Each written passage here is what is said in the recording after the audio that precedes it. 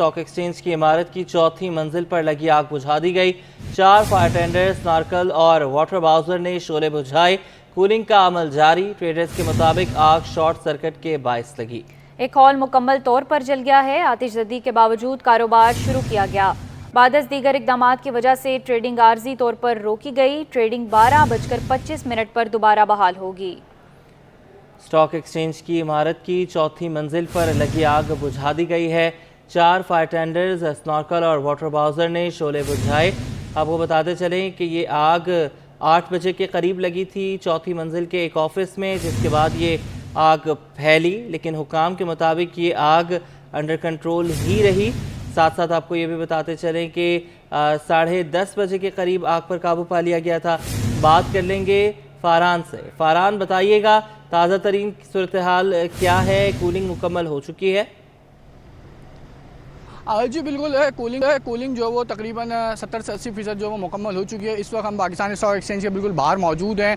4th floor जो कि brokerage office है, वहाँ पे ये आग की इतला मौसूल हुई थी। आतिशज़दी के फ़ौरन बाद ही फायर ब्रिगेड का अमला जो है वो बर वक्त यहाँ पे पहुँचा था और 1 घंटे की जो है वो उसके बाद उन्होंने यहाँ पे जो है वो आग पे काबू भी पा लिया था। अगर मैं फायर ब्रिगेड की बात करूँ तो इसके अंदर आग के ऊपर 4 फायर ब्रिगेड की गाड़ियाँ और एक स्नार्कल और एक वाटर बाउजर ने जो वो इसके अंदर हिस्सा लिया था। कुछ देर के लिए जो वो ट्रेडिंग को बहाल भी किया था, लेकिन कुछ वक्त के लिए जो वो दोबारा ट्रेडिंग को मुअत्तल कर दिया गया है। 12:25 पे दोबारा से ट्रेडिंग को बहाल किया जाएगा, जबकि जो ब्रोकेज ऑफिस के मुलाजमीन हैं उनको स्टॉक एक्सचेंज के अंदर जो वो जाने की इजाज़त नहीं दी जा रही थी। लेकिन जैसे ही आग पे जो वो काबू पाया गया और कूलिंग का अमल शुरू किया गया, तमाम मुलाजमीन को जो वो अंदर जाने की इजाज़त दे दी गई है। इस वक्त मज़ीद जो वो कहा जा रहा है स्टॉक एक्सचेंज के तर्जुमान की जानिब से कि कुछ घंटे का जो मज़ीद ब्रोकेज ऑफिस के तर्जुमान ने जो वो मांगा है, क्योंकि ट्रेडिंग जो वो जब तक शुरू नहीं की जाएगी, जब तक तमाम जो है वो ऑफिस की जो वो बहाली जो वो यकीनी ना हो, तब तक जो वो ट्रेडिंग का अमल शुरू नहीं किया जा सकता। क्योंकि ब्रोकेज ऑफिस जो जहाँ पे जो वो आग लगी थी, उन तमाम मुलाजमीन का कहना है कि हमें कुछ मज़ीद वक्त दरकार है, जिसके बाद ट्रेडिंग को शुरू किया जाए ताकि वो भी उस ट्रेडिंग में जो वो साथ साथ चल सकें। मज़ीद जो वो 1 घंटे की जो वो इसको बढ़ाया गया है, जिसके बाद 12:25 पे दोबारा ट्रेडिंग को शुरू किया जाएगा। अभी इस वक्त अगर मेरे कैमरामैन हारिस आपको यहाँ के बाहर के मनाजिर दिखाएं तो ये वो बिल्डिंग है पाकिस्तान स्टॉक एक्सचेंज की, जिसके 4th फ्लोर पे जो वो आग लगी थी। ब्रोकेज ऑफिस है जिसमें आग लगी थी, जिसके अंदर फायर ब्रिगेड के अमले ने बर वक्त पहुँच के यहाँ पे तमाम आग को जो वो काबू भी पाया था। आग एक ऑफिस से भड़कती हुई जो दूसरे ऑफिस के अंदर जाके लगी थी। खुशी की बात यह है कि इसके अंदर किसी भी किस्म का कोई जानी नुकसान नहीं हुआ, अलबत्ता माली नुकसान थोड़ा बहुत हुआ है, उसको जो वो कवर कर लिया जाएगा। जबकि एमडी की जानिब से इस बात की भी यकीन दहानी की गई है कि तमाम तहकीकात को जो वो मुकम्मल किया जाएगा और फायर ब्रिगेड की जानिब से उनको NOC भी दे दी गई है कि आप ऑफिस को आप खोल भी सकते हैं और तमाम मुलाजमीन को अंदर बुला सकते हैं। जी ठीक है फरहान, अभी आपने कहा कि जब तक मुकम्मल क्लियर नहीं किया जाता ट्रेडिंग नहीं शुरू होगी। क्या देख रहे हैं आप कि आज ट्रेडिंग होगी या कल तक पोस्टपोन हो जाएगी?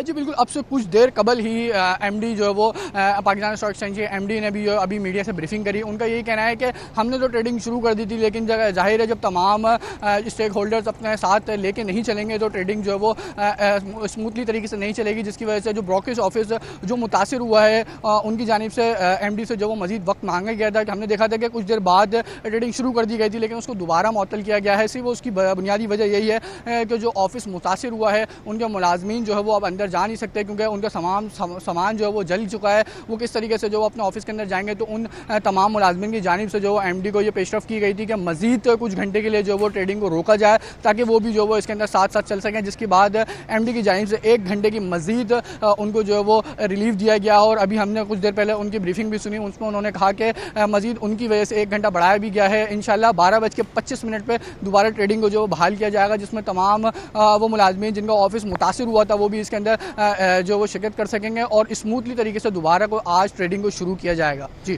फरहान, ये बताइएगा कि अमूमन एहतियात की जाती है, लेकिन चौथी मंजिल पर आग लगी हुई थी, उस दौरान ट्रेडिंग शुरू कर दी गई। क्या नेग्लिजेंस का मुजाहरा नहीं किया गया? बिल्कुल ऐसा ही है, क्योंकि वो तमाम मुलाजमीन जिनके ऑफिस के अंदर आग लगी थी, जो कि ब्रोकेज ऑफिस का मुलाजमीन है, उनकी जानिब से भी यही शिकवा किया जा रहा था कि हम तमाम मुलाजमीन बाहर खड़े हुए हैं, हम भी बराबर के स्टेक होल्डर्स हैं और इस तरीके से जो वो ट्रेडिंग को शुरू कर देना, जो वो बिना उनके ट्रेडिंग को शुरू कर देना, जिसकी वजह से उनको भी जो वो काफ़ी मनफी असरात पड़ेंगे। उनकी मुतालबात को मद्देनज़र रखते हुए ही दोबारा MD की तरफ ये पेशकश की गई और उन्हीं के मुतालबात को देखते हुए उन्होंने मज़ीद 1 घंटे का जो वो ट्रेडिंग को रोक के दोबारा से इसके ऊपर मुअत्तल करने का ऐलान किया गया, क्योंकि बिल्कुल ऐसा ही है, जब तमाम स्टेक होल्डर्स को एक साथ लेके नहीं चलेंगे तो ट्रेडिंग में भी जो वो स्मूथनेस नहीं आएगी, जिस वजह से एमडी की तरफ जब ये बात पहुंचाई गई तो उन्होंने बाकायदा ये कहा गया कि 1 घंटे का मजीद जो वक्त दिया जाए ताकि वो तमाम मुलाजमीन जिनका ऑफिस मुतासिर हुआ है वो भी हमारे साथ जो वो मिल के चल सकें।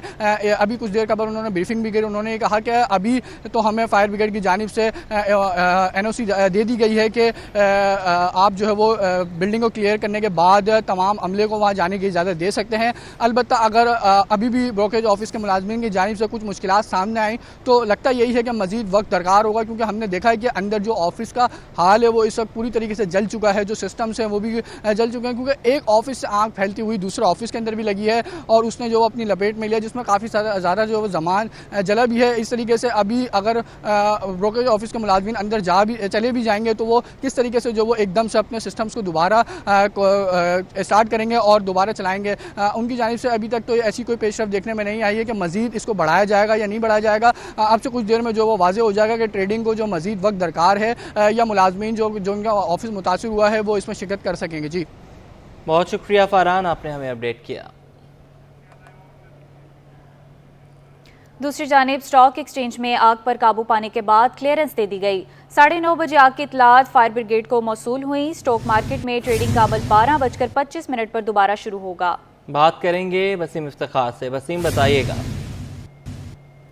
आज भी इस वक्त हम स्टॉक मार्केट के अंदर मौजूद हैं और स्टॉक मार्केट में आप अकब में देख सकते हैं कि ट्रेडिंग हॉल के इस बिल्डिंग के 4थे फ्लोर पे आतिशबाजी का वाक़या पेश आया था, जिस पर काबू पा लिया गया है। आतिशबाजी के वाक़े की इत्तला फायर ब्रिगेड को तकरीबन 9:30 बजे मिली थी, जिसके बाद फायर ब्रिगेड का अमला जो है वो फौरी तौर पर यहाँ पर उसने रिस्पॉन्स किया। फायर ब्रिगेड का अमला जो है उसने इंतहाई महारत के साथ, इंतहाई बहादुरी के साथ, इंतहाई मुश्किल हालात के बावजूद 4थी मंजिल पर पहुँच के बिलखुसूस स्नार्कल की मदद से आग पर काबू पाया है। कूलिंग का अमल भी जो है वो मुकम्मल हो गया है, फायर ब्रिगेड आग पर काबू पा लिया गया है। इस वक्त मेरे साथ फायर ऑफिसर जफर मौजूद है। जफर, ये बताएगा कि कूलिंग का अमल भी मुकम्मल हो गया, आग पर काबू पा लिया गया? आग को मुकम्मल कंट्रोल कर लिया, कूलिंग मुकम्मल कंट्रोल हो गई, ऊपर उनका सिस्टम चालू कर दिया, स्वीपर वगैरह आ गए, सब हम लोग पॉइंट अप कर दिए। एक स्नार्कर, तकरीबन 5 fire tender KMC fire brigade के, उसके अलावा मदद पे नेवी 1122 और दीगर इदारे पीछे आ गए, लिहाजा हमने कंट्रोल कर लिया। ये अहाता जो है 4th फ्लोर का मुकम्मल जल गया और खुदा न खासा कोई ऐसा नहीं कि कैजुअलिटी या कुछ हलाकत वगैरह कुछ भी, जानी नुकसान नहीं हुआ कोई? कुछ भी नहीं। अच्छा, ऊपर लोग फंसे हुए थे क्या? नहीं, देखिए मैंने आपको पहले भी बोला इनका सिस्टम बहुत अच्छा था। जब ये फायर हुई है तो इनके अलार्म ने सिस्टम इनका काम कर रहा था। जब हम यहाँ पे पहुँचे इनका क्राउड नीचे मौजूद था, यानी कि पहले से इनको इस चीज़ की अवेयरनेस दी गई थी। और हम खुश होते हैं जब फायर ब्रिगेड पहुँचता है ऐसी जगह पे, हम खुश होते हैं देख के कि नहीं यार सिस्टम है इनका भी। हमें बाहर नहीं जाना पड़ा आग बुझाने के, पानी लेने हमारा इनका, हमने खुद पानी इस्तेमाल किया। पानी की अच्छी खासी कैपेसिटी इनके पास मौजूद है, फायर का सिस्टम है इनके पास भी। लिहाजा जो प्रोफेशनल फायर फाइटर हम लोग कर सकते हैं वो नहीं कर सकते। जी बिल्कुल, ये जफ़र अहमद जिनको हमने देखा है कि मुख्तलिफ जो आतिशबाजी के वाक़यात में पेश होते हैं आग पर काबू पाने के लिए, ना सिर्फ जफ़र अहमद बल्कि फायर ब्रिगेड का पूरा अमला हमने देखा है कि तंगदही के साथ, बहादुरी के साथ आग पर काबू पाने की कोशिश करता है। इस वक्त इनका ये कहना है कि आग पर काबू पाने के बाद बिल्डिंग को जो है वो क्लियर करार दे दिया गया है। जी, शहीद DSP CTD अली रज़ा की नमाज जनाजा CPO में अदा कर दी गई। नमाज जनाजा में IG Sindh, additional IG Karachi समेत पुलिस के आला अफसरान ने शिरकत की। पुलिस के चाकू चौबंद दस्ते ने शहीद DSP अली रज़ा को सलामी दी। मजीद जानते हैं सलमान सलीम से। सलमान बताइएगा, नमाज जनाजा में कौन कौन शरीक होगा? देखिए बिल्कुल CPO में शहीद DSP अली रज़ा की नमाज जनाजा जो है वो अदा कर दी गई है।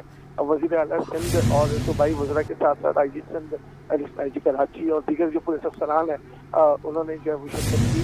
अभी उनकी जो मैयत है उसको अंचल इमाम बारगाह मुंतकिल किया जा रहा है, जहाँ पर उनकी नमाज जनाजा की जाएगी। उनके अहले खाना और जो उनके रिश्तेदार हैं वो नमाज जनाजा में शिरकत करेंगे और उसके बाद उनकी तक़सीम जो है वो वादी हुसैन कब्रिस्तान में जो है वो की जाएगी। अगर हम लोग CPO की बात करें तो चाकू चौबंद दस्ते ने जो है वो शहीद को सलामी पेश की और चौधरी असलम के बड़े करीबी साथी जो है ये अली रज़ा समझे जाते थे और ये इस वक्त CTD में DSP जो है वो तैनात थे और गुज़िश्ता रोज़ इनको जो है वो टारगेट करने का निशाना बनाया गया।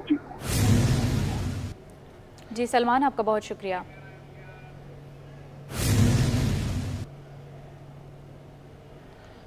शहीद डीएसपी सीटीडी अली रज़ा की नमाज जनाजा अदा कर दी गई है। सीपीओ में नमाज जनाजा अदा कर दी गई है, जबकि नमाज जनाजा में IG Sindh, additional IG Karachi समेत पुलिस के आला अफसरान ने शिरकत की है। पुलिस के चाकू चौबंद दस्ते ने शहीद डीएसपी अली रज़ा को सलामी भी पेश की। शहीद डीएसपी सीटीडी अली रज़ा की नमाज जनाजा सीपीओ में अदा कर दी गई। नमाज जनाजा में IG Sindh, additional IG Karachi समेत पुलिस के आला अफसरान ने शिरकत की। पुलिस के चाको चौबंद दस्ते ने शहीद डीएसपी अली रज़ा को सलामी भी दी। शहीद डीएसपी सीटीडी अली रज़ा की नमाज जनाजा सीपीओ में अदा कर दी गई है। गुज़श्ता रात कत्ल कर दिया गया था अली रज़ा को, शहीद अली रज़ा को। अब उनकी नमाज जनाजा अदा कर दी गई है। नमाज जनाजा में IG Sindh, additional IG Karachi समेत पुलिस के आला अफसरान ने शिरकत की है। हमारे साथ सलमान सलीम एक मरतबा फिर मौजूद हैं, उनसे बात कर लेते हैं। सलमान, ये भी बताइएगा कि अंचोली इमाम बारगाह में नमाज जनाजा कब अदा की जाएगी? देखें, गुज़िश्ता रोज है ये डीएसपी सीटीडी अली रज़ा को जो है वो टारगेट करने का निशाना बनाया गया, जिनको अंचोली खाने में उनके मैयत को रखा गया और उनकी जो नमाज जनाजा है वो central police office IG office में जो है वो अदा की गई, जिसमें वज़ीर आला सिंध सूबाई वज़रा और जो पुलिस के आला अफसरान है उन्होंने जो है वो शिरकत की। और शिरकत के बाद जो है वो उनकी जो मैयत है उसको मुंतकिल किया जा रहा है अंचोली इमाम बारगाह, जहाँ पे 1:30 बजे के करीब उनकी जो है वो नमाज जनाजा अदा की जाएगी, जिसमें उनके घर के करीबी लोग और जो उनके रिश्तेदार हैं वो उस नमाज जनाजा में शिरकत करेंगे, जिसके बाद बाकायदा तौर के पर उनको जो है वो मुंतकिल किया जाएगा उनकी मैयत को वादी हुसैन कब्रिस्तान जो सफर हाईवे पे कायम है, और वहाँ पर उनको जो है वो सुपुर्द खाक किया जाएगा। इससे कबल अगर हम बात करें तो सीटीडी की जो टीम थी चौधरी असलम की, उसमें 3 लोग जो है वो बहुत अहम थे, जिसमें एक अली रज़ा थे, चौधरी असलम थे, और तीसरे जो है वो राजा खालिद थे। राजा खालिद जो है वो इस वक्त नमाजी जनाजा में मौजूद हैं, जबकि अली रज़ा को गुज़िश्ता रोज निशाना बनाया गया और चौधरी असलम को इससे कबल जो है वो शहीद किया गया था। ये तमाम तर जो है वो चीज़ें डिटेल्स हैं, और अभी उनकी मैयत को जो है वो मुंतकिल किया जा रहा है अंचोली इमाम बारगाह, जहाँ पर उनकी नमाज जनाजा अदा की जाएगी। घर के जो फर्द हैं वो उसमें शरीक होंगे, 2 सहबाब शरीक होंगे, साथ रिश्तेदार जो है वो शरीक होंगे। जी सलमान, आप हमारे साथ ही मौजूद रहिए। शहीद डीएसपी अली रज़ा की नमाज जनाजा अदा कर दी गई, कुछ मनाजिर आपको भी दिखाते हैं।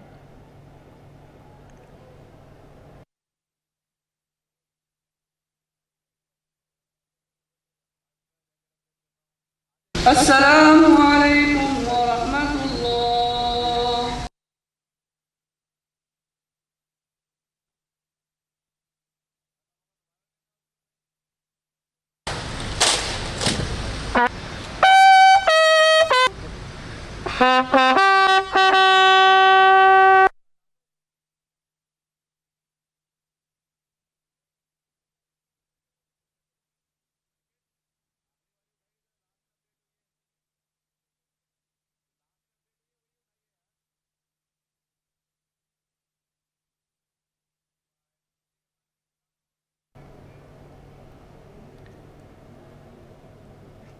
शहीद डीएसपी सीटीडी अली रज़ा की नमाज जनाजा सीपीओ में अदा कर दी गई। नमाज जनाजा में IG Sindh, additional IG Karachi समेत पुलिस के आला अफसरान ने शिरकत की, जबकि पुलिस के चाको चौबंद दस्ते ने शहीद डीएसपी अली रज़ा को सलामी भी पेश की।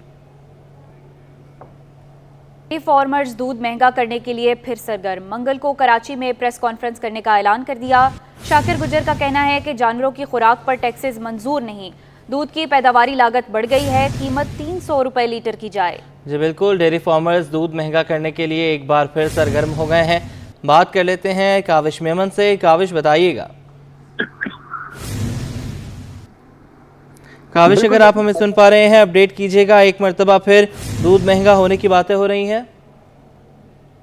देखिए, वफाकी बजट में टैक्सेस की भरमार की गई है और जानवरों की खुराक पर भी टैक्स लगा दिया गया, जिसके बाद से ही डेयरी फार्मर्स एसोसिएशन एक बार फिर दूध की कीमत में इजाफे के लिए सरगर्म हो चुके हैं। और इसी हवाले से आज लाहौर में एक अहम प्रेस कॉन्फ्रेंस रखी गई है और अब ये फैसला किया गया है कि मंगल के रोज कराची में भी प्रेस कॉन्फ्रेंस के बाद आइंदा के लाए अमल का ऐलान किया जाएगा। इस वक्त शहर में दूध की 3 लीटर कीमत 220 रुपए है, यानी कि कमिश्नर कराची ने 20 रुपए लीटर का इजाफा किया था। ये डिमांड थी डेयरी फार्मर्स एसोसिएशन की, लेकिन अब डेयरी फार्मर एसोसिएशन के जो प्रेसिडेंट है शाकिर उमर गुजर, उनका ये कहना है कि टैक्सेस की वजह से जो दूध की पैदावारी लागत है उसमें इजाफा हुआ है और अब ये डिमांड की जा रही है कि दूध की कीमत में 80 रुपए लीटर का इजाफा मांग लिया है और कह रहे हैं कि 300 रुपए लीटर दूध की कीमत दी जाए। और ये डिमांड की कमिश्नर कराची अफसर नकवी से कि वो फौरी तौर पर नया नोटिफिकेशन जारी करें, वरना इस हवाले से जो डेयरी फार्मर्स उनका कहना है कि वो फिर अब खुद इजाफा कर देंगे।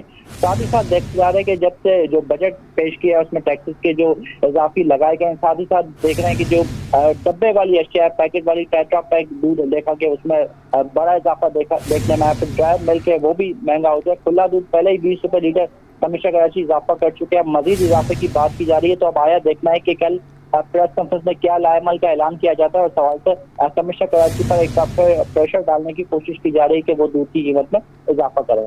एक मरतबा फिर कमिश्नर कराची पर प्रेशर डाला जा रहा है, दूध की कीमतें बढ़ाई जाएं। बहुत शुक्रिया काविश, आपने हमें अपडेट किया। शहर कायद में शदीद गर्मी और हब्स ने शहरियों को बेहाल कर दिया। चीफ मेट्रोलॉजिस्ट सरदार सरफराज कहते हैं समुद्री हवाएं बंद होने से गर्मी की शिद्दत ज़्यादा महसूस की जा रही है। शहर में आज बारिश का 60% इम्कान है। 2 रोज़ के बाद समुद्री हवाएं बहाल हो सकती हैं। मजीद जानते हैं आइमा खान से, जो इस वक्त सरदार सरफराज के साथ मौजूद हैं।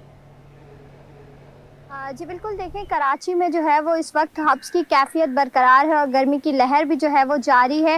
मतलब जो है वो जुज़वी तौर पर अबर आलूद है, सूरज और हल्के बादलों के दरमियान जो है वो आंख मचोली का सिलसिला भी जारी है। इस पर बात करने के लिए हमारे साथ जो है वो चीफ मेट्रोलॉजिस्ट सरदार सरफराज मौजूद हैं, इनसे तफसीलात लेंगे। सर, हमें बताइएगा कराची में आज कितने % चांस है बारिश हो सकती है? देखिए, परसेंटेज में बताना तो आपको पता है कि ज़रा सा मुश्किल होता है। कितने % चांस, मतलब मोर देन 60% चांसेस आप कह सकते हैं कि हैं। इसलिए कि कराची और जो सिंध के दूसरे, जनूबी सिंध के दूसरे एरियाज़ हैं और फिर इंडियन राजस्थान, इस पूरे एरिया के ऊपर एक हल्का सा लो प्रेशर बना हुआ है और मानसून हवाएं कुछ ना कुछ कन्वर्ज होना शुरू हुई हैं इधर। तो इस तरह से इम्कान है कि कराची में भी लाइट टू मॉडरेट रेन और सिंध के दूसरे बेशतर अजला में आज भी और कल भी मुतवक्की है लाइट टू मॉडरेट रेन। अच्छा, ये बताइएगा कि ये जो बारिश होगी 8 से लेकर 10 तक जो है वो इम्कान जाहिर किया गया है, तो क्या इसके बाद दर्जे हरारत में कोई कमी आएगी या गर्मी की शिद्दत जो इस तरीके से बरकरार है, हब्स की कैफियत है, समुद्री हवाएं कब तक बहाल हो जाएंगी? ये जो असल में लो प्रेशर एरिया बना हुआ है ना कराची और एडजॉइनिंग जो लोअर सिंध है इसके ऊपर और इंडियन राजस्थान के ऊपर, तो ये लो प्रेशर एरिया, आपको पता है कि लो प्रेशर एरिया होता है बेसिकली विंड्स की कन्वर्जेंस उस एरिया में हो रही होती है। तो ये जब ख़त्म होगा बारिश बरसा कर आज भी और कल भी, और सिंध के कुछ एरियाज़ में, चंद एक एरियाज़ में परसों भी इम्कान होगा, ज़्यादातर एरियाज़ में तो आज और कल है बशमूल कराची। तो परसों से फिर उम्मीद है कि 10 तारीख की दोपहर शाम से सी ब्रीज जब चलने लगेगी तो फिर गर्मी की शिद्दत में कमी आएगी और फिर क्लाउडी वेदर होगा।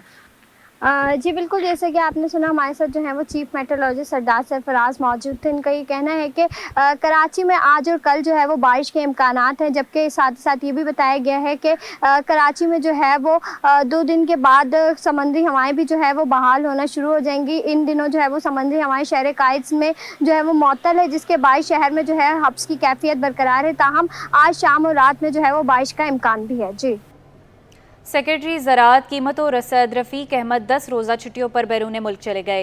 रफ़ीक अहमद स्टडी दौरे पर स्पेन गए हैं। महकमा सर्विसेज, जनरल एडमिनिस्ट्रेशन और कोऑर्डिनेशन ने नोटिफिकेशन जारी कर दिया। बात करेंगे आज़ाद नहोड़ियों से। आज़ाद, बताइएगा। जी बिल्कुल, सेक्रेटरी महकमा बराए ज़राअत कीमत व रसद रफ़ीक अहमद बुढ़ो 10 रोज़ा छुट्टियों पर बैरून मुल्क चले गए हैं। वो बैरून मुल्क यानी स्पेन जो मौसमी तब्दीली स्टडी दौरे पर गए हैं। इस हवाले से महकमा सर्विस जनरल एडमिनिस्ट्रेशन व कोऑर्डिनेशन ने उनकी छुट्टियों का नोटिफिकेशन जारी कर दिया। नोटिफिकेशन वज़ीर-ए-आला सैयद मुराद अली शाह की मंजूरी के बाद जारी किया गया है, जबकि सेक्रेटरी ज़राअत कीमत व रसद का इजाफी चार्ज सेक्रेटरी महकमा बराए खेल व नौजवान उमूर जलालुद्दीन महर के सुपर्द कर दिया गया है। जबकि जलालुद्दीन महर भी 20 के अफसर हैं जो इस वक्त सेक्रेटरी महकमा बराए खेल व नौजवान उमूर तैनात हैं, क्योंकि एक 3 ऐसे महकमे जो एक वजीर के पास हैं, मोहम्मद वक्त महर के पास, जिसमें महकमा ज़राअत कीमत व रसद, महकमा खेल व नौजवान उमूर और महकमा इंक्वायरी व एंटी करप्शन शामिल है। इसलिए जो ये चार्ज सेक्रेटरी खेल व नौजवान उमूर के सुपर्द कर दिए गए। जबकि रफ़ीक अहमद बुढ़ो 20 ग्रेड के सीनियर तरीन अफसर हैं जो इस हवाले से जो मौसमी तब्दीली के मामला है, इस हवाले से स्टडी दौरे पर बैरून मुल्क यानी स्पेन चले गए हैं। जी, बहुत शुक्रिया आज़ाद, आपने हमें अपडेट किया।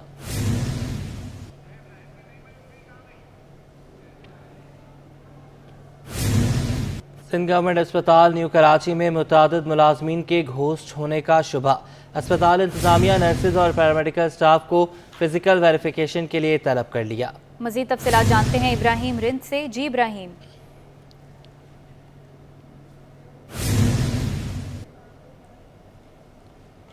इब्राहिम, अगर आप हमें सुन पा रहे हैं अपडेट कीजिएगा। सिंध गवर्नमेंट अस्पताल न्यू कराची में मुतादिद मुलाजमीन हैं ही नहीं। सिंध गवर्नमेंट अस्पताल न्यू कराची में मुतअद्दिद मुलाजमीन के घोस्ट होने का शुबा। अस्पताल इंतजामिया, नर्सिस और पैरामेडिकल स्टाफ को फिजिकल वेरिफिकेशन के लिए तलब कर लिया गया। अहम खबर से आपको आगाह करें, सिंध गवर्नमेंट अस्पताल न्यू कराची में मुतअद्दिद मुलाजमीन के घोस्ट होने का शुबा। अस्पताल इंतजामिया, नर्सिस और पैरामेडिकल स्टाफ को फिजिकल वेरिफिकेशन के लिए तलब कर लिया गया। सिंध गवर्नमेंट अस्पताल न्यू कराची में मुतअद्दिद मुलाजमीन के घोस्ट होने का शुबा। अस्पताल इंतजामिया, नर्सिस और पैरामेडिकल स्टाफ को फिजिकल वेरिफिकेशन के लिए तलब कर लिया गया है। आपको बताते चलें कि सिंध के अस्पतालों में यूं ही बहुत कमी है मुलाजमीन की। अब एक और नया इंकिशाफ सामने आ रहा है, शुबा सामने आ रहा है कि बहुत से मुलाजमीन ऐसे हैं जो घोस्ट हैं, जो वजूद ही नहीं रखते। बात करने के लिए इब्राहिम रिंद हमारे साथ मौजूद हैं। इब्राहिम, अपडेट कीजिएगा। जी देखिए, बिल्कुल ये कराची के गुंजान आबाद इलाके में कायम है सिंध गवर्नमेंट अस्पताल न्यू कराची, जहां पर मुतअद्दिद मुलाजमीन के घोस्ट होने का शुबा हुआ था, जिसमें कुछ मुलाजमीन ने एतराज़ात भी किए, इंतजामिया को आगाह भी किया कि ये मुलाजमीन काम पे नहीं आते और हमें इजाफी ड्यूटियां करनी पड़ती हैं। जिसके बाद जो है अस्पताल की इंतजामिया ने एक कमेटी कायम कर दी, जिसमें फिजिकल वेरिफिकेशन के लिए डॉक्टर्स और नर्सेस और पैरामेडिकल स्टाफ को तलब कर लिए गए। खासतौर पर पहले मरहले में जो नर्सेज और पैरामेडिकल स्टाफ को तलब किए गए, जिसकी कमेटी के इंचार्ज हैं वो डॉक्टर बाबर हमीद है, जबकि उसके साथ साथ डॉक्टर नाहिद अहमद और डॉक्टर कामरान हैदर भी इसमें शामिल हैं। और तमाम मुलाजमीन आज यहाँ पर पहुँच गए हैं और इस हवाले से पहले मरहले में इनकी वेरिफिकेशन शुरू हो गई है, जिस पर दीगर मुलाजमीन ने भी इत्मीनान का इजहार किया और कहा कि ये वेरिफिकेशन का सिलसिला जारी रखा जाए, क्योंकि कुछ ऐसे भी मुलाजमीन हैं जो कि मुबैना तौर पर घर बैठ के तनख्वाहें ले रहे, तो ऐसे इक़दाम किए जाएँ ताकि तमाम मुलाजमीन को अपनी ईमानदारी से ड्यूटियाँ से अंजाम दे सकें। जी, बहुत शुक्रिया इब्राहिम, आपने हमें अपडेट किया। सिंध में मुहर्रम के दौरान फौज तैनाती करने की मंजूरी दे दी गई। महकमा दाखिला सिंध की दरख्वास्त पर सिंध में फौज, रेंजर्स और FC के दस्ते तैनात करने का हुक्म जारी कर दिया गया। जी बिल्कुल, सिंध में मुहर्रम उल हराम के दौरान फौज तैनात करने की मंजूरी दे दी गई है। बात करने के लिए आजिज़ जमाली हमारे साथ मौजूद हैं। आजिज़, बताइएगा कौन सी डेट से लेकर कब तक ये फौज तैनात रहेगी और किन किन शहरों में इनकी तैनाती होगी? वफाकी वज़ारत दाखिला ने ये फैसला किया है कि दिगर सूबों की तरह सिंध में भी फौज को तैनात किया जाएगा और ये यकम मुहर्रम से ये सिलसिला शुरू होगा। और ये सूबा सिंध में फौज की मुकर्ररी का महकमा दाखिला सिंध ने वफाक को दरख्वास्त की थी और उस दरख्वास्त के नतीजे में सिंध में फौज, रेंजर्स, FC और दीगर सिक्योरिटी दस्ते तैनात करने का हुक्म दिया गया है। ये फैसला इंसदाद दहशतगर्दी एक्ट 1997 के सेक्शन 4 और 5 के तहत वैसे तो मुल्क भर में किया गया है, लेकिन हम चूँकि स्पेसिफिक सिंध की बात कर रहे हैं तो फौज को सिविल इंतजामिया की मदद के लिए मुकर्रर किया गया है और फौज की तैनाती वहाँ के हालात के पेश नज़र सूबे में जहाँ भी मकामी इंतजामिया मदद चाहेगी वहाँ फौज जो है फौजी हुकाम और फौजी दस्ते मुहर्रम उल हराम के दौरान मकामी इंतजामिया की मदद करेंगे और सूबाई हुकूमत की मर्जी से, सूबाई हुकूमत की इजाज़त से या उसके प्लान के तहत जहाँ जहाँ भी फौजी दस्तों की ज़रूरत पड़ेगी वहाँ उनसे मदद हासिल की जाएगी। जी, बहुत शुक्रिया आजिज़, आपने हमें अपडेट किया। मुहर्रम उल हराम सन 1446 हिजरी का बाकायदा आगाज़ हो गया। अज़ादारान को सहूलतों की फराहमी के लिए इक़दामात पर कितना अमल हुआ, जानते हैं अपने नुमाइंदे रिजवान अहमद से, जो अज़ादारी विंग मजलिस वहदतुल मुस्लिमीन कराची के सदर के साथ मौजूद हैं। जी बिल्कुल, मुहर्रम उल हराम 1446 हिजरी का बाकायदा आगाज़ हो चुका है और इस सिलसिले में अज़ादारान को सहूलियात की फराहमी के हवाले से जो है कई सतह पर जो है वो मीटिंग्स मुनक्किद की गई और इस सिलसिले में अज़ादारान से शिकायत भी, मुंतज़मीन जुलूस व मजालिस से शिकायत ली गई, तजावीज़ ली गई। उन पर कितना अमल दरामद हुआ ये जानने की कोशिश करते हैं। मजलिस वहदत मुस्लिमीन अज़ादारी विंग के सदर हमारे साथ सैयद रज़ी हैदर रिजवी मौजूद हैं। बहुत शुक्रिया सर, फरमाइएगा जो दावे और वादे किए गए थे क्या उस पर इम्प्लीमेंट का आगाज़ हो गया? बिस्मिल्लाहिर्रहमानिर्रहीम। आज पहला मुहर्रम है और शहर कराची में 1% अभी काम शुरू हुआ है और वो भी जो हमारे नेशनल पार्क है और अंजोली, इस तरह इसके साथ साथ शहर के जो दीगर इलाके हैं जहाँ मरकज़ी मजालिस हैं और ख़ास तौर पर जो मज़ाफ़ाती एरियाज़ हैं शहर कराची की जो 7 डिस्ट्रिक्ट्स हैं उसमें कम से कम 5 डिस्ट्रिक्ट्स में जो मज़ाफ़ाती एरिया हैं वहाँ बिल्कुल काम अभी तक कोई शुरू नहीं हुआ है। आज पहला मुहर्रम है। कौन कौन से ऐसे इलाके हैं जो आप समझ रहे हैं ज़्यादा मुतासिर हैं और किन मामलात के हवाले से मुतासिर? देखिए, बहुत ज़्यादा मुतासिर जो है वो औरंगी टाउन, केमाड़ी, बल्दिया टाउन, सुरजानी बहुत मुतासिर है, मंगो पीर है, अच्छा लांडी, कोरंगी, मलिर, एफ साउथ, सऊदाबाद, सेवरेज का बहुत निज़ाम ख़राब है। इस हवाले से तो आप भी मुतादिद मीटिंग में थे, हमने भी वो मीटिंग अटेंड की। सबसे ज़्यादा शिकायत जो हैं वो के इलेक्ट्रिक के हवाले से, बिजली के हवाले से और पानी के हवाले से थी। उसमें कोई पेशरफ सामने आई? देखिए, के इलेक्ट्रिक के हवाले से तो बहुत शिकायतें हैं। वो तो कराची शहर में 12 से 18 घंटे लोड शेडिंग है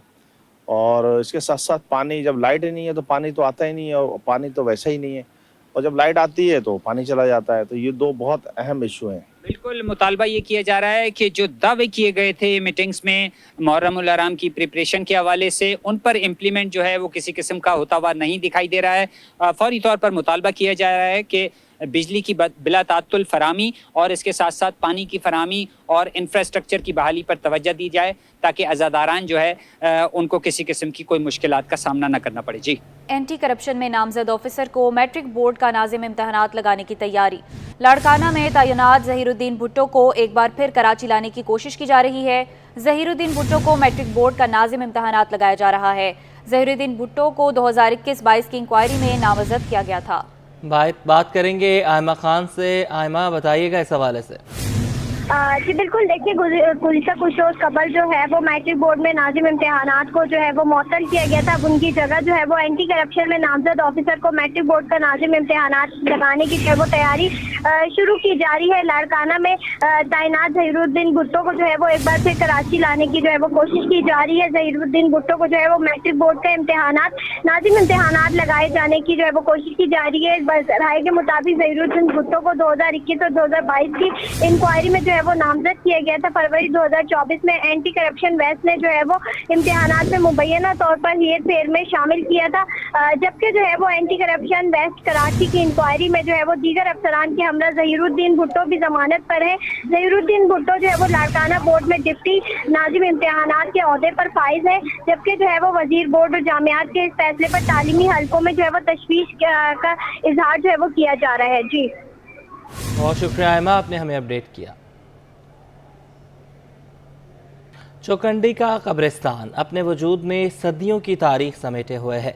यहाँ मौजूद कब्रों पर बने खूबसूरत नक्शो निगार सदियों गर्म सर्द मौसम का मुकाबला करने के बावजूद आजकल में बनाए गए लगते हैं।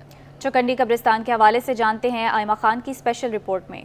चौकंडी कब्रिस्तान, जहां 15वीं से 18वीं सदी तक की नामवर शख्सियात मदफून है। आज हम आपको चौकंडी कब्रिस्तान की सैर करवाएंगे, तो आइए मेरे साथ। चौकंडी कब्रिस्तान शहर खामोशा भी दयारे फन। चौकंडी का कब्रिस्तान फन तामीर महारत और नक्शो निगारी के काम का बेहतरीन नमूना है और तारीखी हैसियत से पाकिस्तान के अहम गोरिस्तानों में शुमार किया जाता है। चौकंडी का कब्रिस्तान ज़बाने हाल से अपना अहवाल सुनाता है। चौकंडी के लग़वी मायने 4 कोनों के हैं। चौकंडी कब्रिस्तान में मौजूद तमाम कब्रों के 4 कोने हैं। यही वजह है कि ये चौकंडी कब्रिस्तान के नाम से मारूफ है। कब्रों की तामीर और नक्शो निगारी के लिए पीले पत्थर का इंतखाब किया गया है। तारीखी कब्रिस्तान की देखभाल पर मामूर अशफाक अहमद बताते हैं कि कब्रिस्तान में 15वीं से 18वीं सदी के लोग मदफून हैं। ये जो है कब्रिस्तान चौकुंडी 15 to 18 सेंचुरी में ये कब्रिस्तान बना था और 18 सेंचुरी के बाद इस तरह की कब्रें बनना बंद हो गई।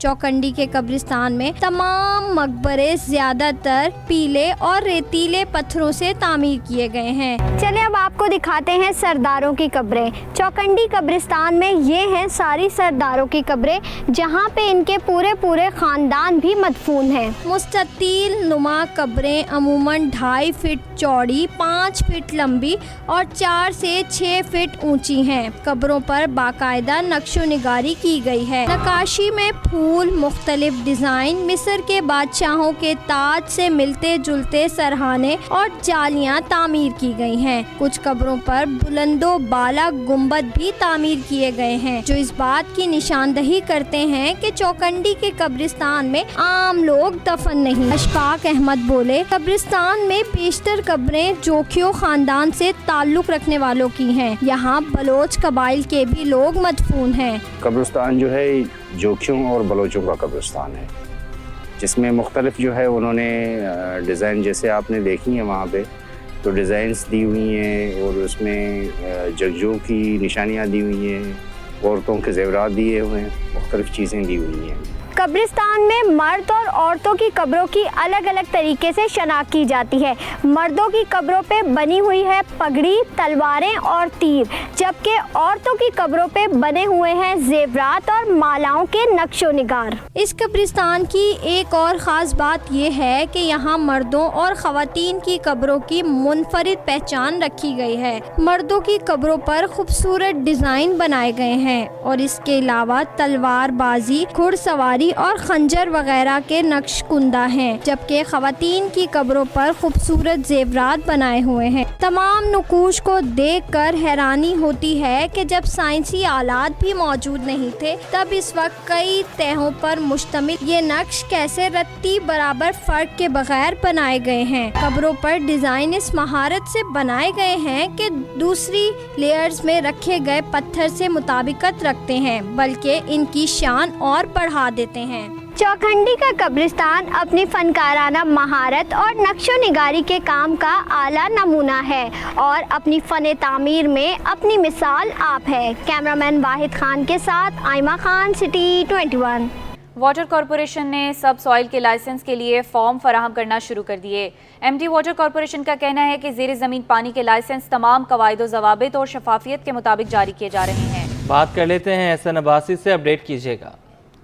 जी बिल्कुल, ये कराची में जो है वो ज़ेर ज़मीन पानी के इस्तेमाल के हवाले से एक बड़ी पेशरफ सामने आई है। 2018 में एक कानून बनाया गया था जिसमें सब सॉइल के लाइसेंस का इजरा किया गया था। 34 लाइसेंस जो है वो सिर्फ दिए गए थे, जिससे बहुत मामूली नौयत का रेवेन्यू जनरेट हो रहा था। तमाम तहकीक और इस कॉरपोरेशन की जानिब से चेक एंड बैलेंस किया गया और उसके बाद पता चला कि अरबों रुपए का नुकसान जो है महकमे को इन 34 लाइसेंस होल्डर्स ने पहुंचाया है, जिसके बाद नए कानून के तहत जो है एमडी वाटर कॉरपोरेशन ने जो लाइसेंस देने का इजरा किया है। फॉर्म जो है वो देना वाटर कॉरपोरेशन की जानिब से शुरू कर दिए गए हैं। 25,000 रुपए फॉर्म की फीस रखी है और उसमें 5 कैटेगरियां होंगी, A, B, C, D और E कैटेगरियां होंगी। कैटेगरी वाइज जो है वो ये फॉर्म जमा कराए जाएंगे, जिसका 10 लाख रुपए लाइसेंस की फीस मुख्तस की गई है और साथ साथ 20 लाख रुपए जो है वो लाइसेंस होल्डर को जो है वो सिक्योरिटी डिपॉजिट जमा कराने होंगे। कैटेगरी ई की जो तफसीलात बताई गई हैं वो इंडस्ट्रियल कैटेगरी है, जिसमें इंडस्ट्री के इस्तेमाल के लिए जो है वो लाइसेंस लिया जा सकता है। कैटेगरी बी जो है ग्राउंड वाटर ऑपरेटर कैटेगरी है। सी में जो है कमर्शियल कैटेगरी रखी गई है, जबकि डी में health care and educational institute जो होंगे, जो कि बोरिंग करके पानी हासिल करना चाह रहे होंगे, वो लाइसेंस ले सकेंगे। और ये तमाम लोग जो है बगैर लाइसेंस के बोरिंग के पानी इस्तेमाल करने पर पाबंदी होगी। ये अरबों रुपए का नुकसान था जो वाटर कॉर्पोरेशन को पहुंचाया गया था। वजह यही थी कि 34 लाइसेंस की आड़ में शहर भर में बोरिंग चल रही थी और वहां से पानी निकाल के बेचा जा रहा था। इस बार जो है वो बोरिंग के हवाले से नए कानून बनाए गए और नए कानून के तहत जो है लाइसेंस जारी किए जाएंगे। जी बहुत शुक्रिया एहसन, आपने हमें अपडेट किया। Divisional superintendent Mohammad Nasir Khalili का कैंट स्टेशन का दौरा, DCO कोमल जमाली, DMO डॉक्टर अब्दुल समद और दीगर हुकाम के हमरा स्टेशन पहुंचे। दौरे की मजीद तफसीलात जानते हैं अक्सा शाहिद से। जी अक्सा। जी बिल्कुल, डिविजनल सुपरिटेंडेंट मोहम्मद नासिर खलीली ने कराची कैंट स्टेशन का दौरा किया और ये दौरा जो है वो अचानक आज हुआ है। DSO कोमल जमील और DMO डॉक्टर अब्दुल समद और दीगर हुकाम के हमरा जो है वो DS Nasir Khalili Karachi cantt station पहुंचे। DS नासिर खलीली ने रिजर्वेशन ऑफिस, वेटिंग एरिया और वॉशरूम रूम का जो है वो मुआयना किया और जायजा लिया और मुसाफिरों के लिए बेहतरी सफ़े तरजीह तजुर्बे और यकीनी को बनाने के लिए जो है वो अव्वलन तरजीह दी है और मज़ीद ये हिदायत जारी की है कि साल के नए माली साल में जो है वो रेलवे हुकाम जो है वो मज़ीद काम करेगा। जी अक्सर शाहिद, आप हमारे साथ ही मौजूद हैं। आज कराची से चलने वाली कुछ ट्रेनें ताख़ीर का शिकार हैं। कराक्रम एक्सप्रेस और मिल्लत एक्सप्रेस ताख़ीर का शिकार है। ट्रेनें कितनी लेट हैं ये जानते हैं अक्सा शाहिद से, बताइएगा। बिल्कुल, कराची से चलने वाली आज 2 ट्रेनें जो है वो ताखिर का शिकार है। कराची से लाहौर जाने वाली कराक्रम एक्सप्रेस और मिलत एक्सप्रेस जो है वो 45 मिनट का ताखिर का शिकार है। कराची से लाहौर जाने वाली कराक्रम एक्सप्रेस दोपहर 3 के बजाय 45 मिनट ताखिर के शिकार के साथ 3:45 पर कराची कैंट स्टेशन से रवाना होगी, जबकि कराची से लाला मूसा विया फैसलाबाद जाने वाली मिलत एक्सप्रेस भी 45 मिनट ताखिर का शिकार है और 5 बजे के बजाय 5:45 पर कराची कैंट स्टेशन से रवाना होगी। ट्रेनों के लेट होने की वजह जो है वो रनिंग लेट है, यानी जब लेट ट्रेन आएगी तो रवाना भी लेट ही होगी।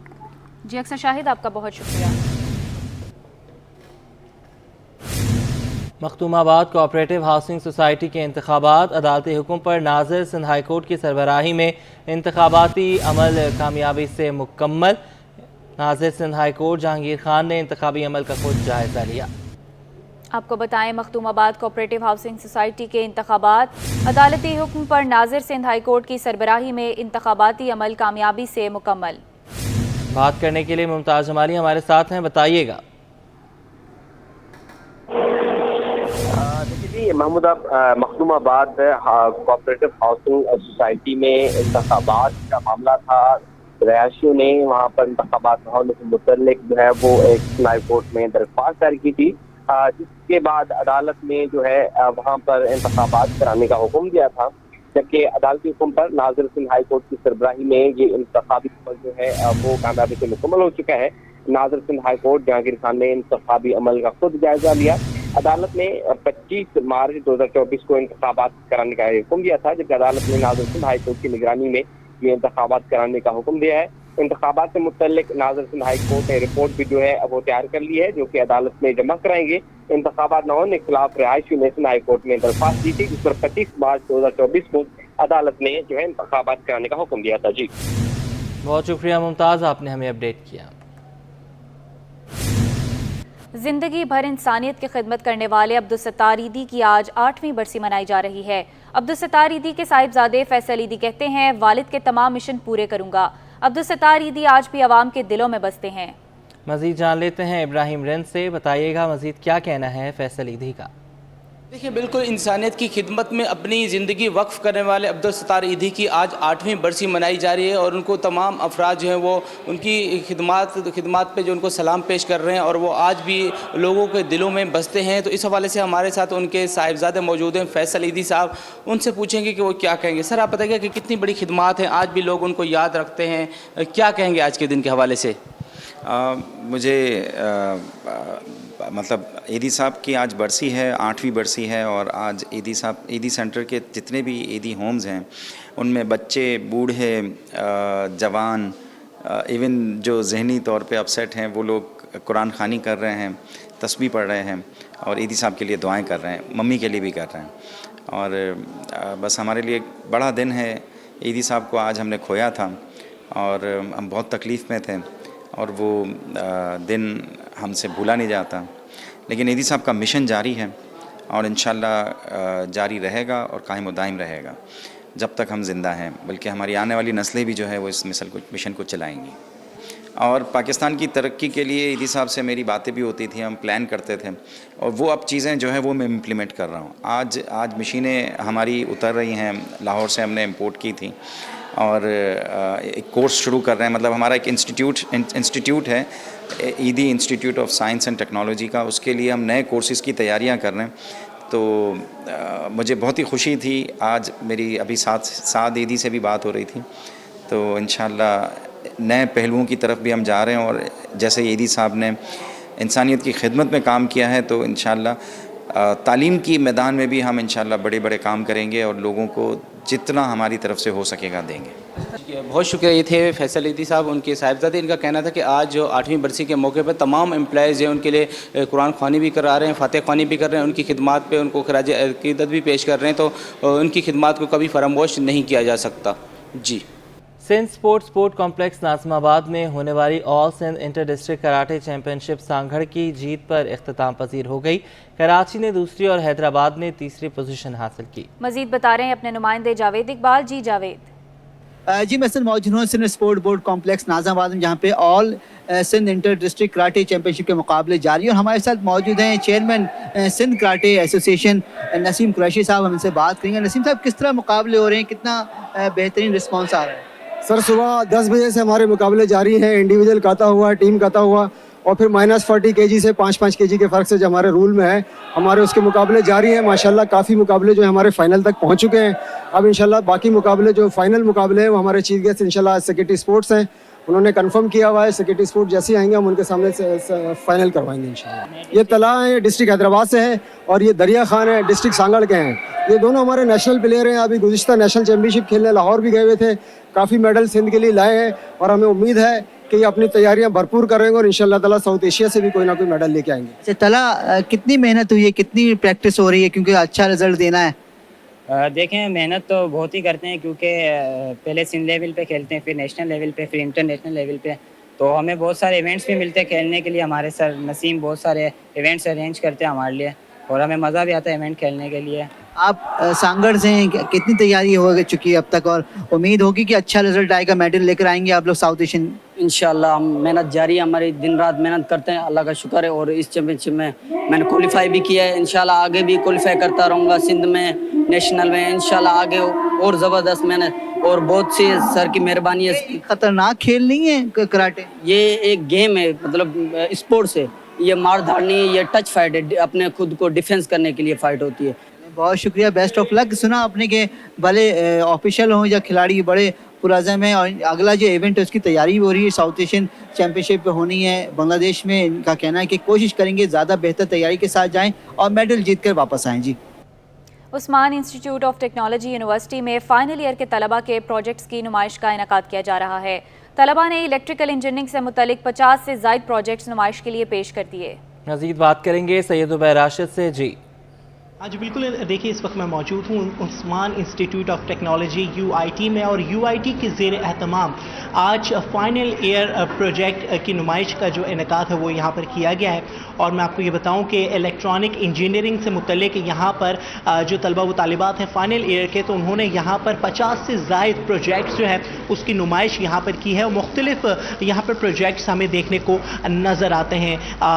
और इसमें यकीनन इन प्रोजेक्ट्स को बनाने में किसी में 6 माह का वक्त लगा है तो किसी में 1 साल का वक्त लगा है। इस वक्त मेरे साथ एक तालिब इल्म मौजूद है, इनसे जानते हैं। मुझे बताइए ये क्या प्रोजेक्ट आपने बनाया है और इसका बिलखुसूस क्या मकसद है? हम लोगों ने IoT based soil sensing probe बनाई है और इसका मेन मकसद यही था कि हमारे पाकिस्तान में फार्मिंग बहुत लो लेवल पे या जिसकी ईल्ड बहुत कम होती जा रही है आफ्टर 2022 के मानसून के बाद से, तो हम लोगों ने उसके लिए एक इक्विपमेंट तैयार किया है जिसके अंदर हम सॉइल के डिफरेंट पैरामीटर्स मेजर करेंगे और वो हमें मदद करेंगे कि हम लोग अपनी इरिगेशन कैसे बेहतर कर सकते हैं और ईल्ड कैसे बढ़ा सकते हैं। ईल्ड कैसे बढ़ा सकते हैं। यकीनन इस तरह की जो प्रोजेक्ट्स हैं वो स्टूडेंट्स के लिए बहुत ही इंतहाई मुफीद जो है वो साबित होते हैं। और भी हमारे आप अगर मेरे कैमरामैन हसन जाफरी अगर आपको दिखाएं कि यहाँ पर जो है प्रोजेक्ट्स जो हैं वो तैयार किए गए हैं, इनसे जानते हैं कि बिलखुसूस इस प्रोजेक्ट का क्या मकसद है और इसको बनाने में कितना वक्त लगा। मुझे बताइए इसके हवाले से क्या है ये?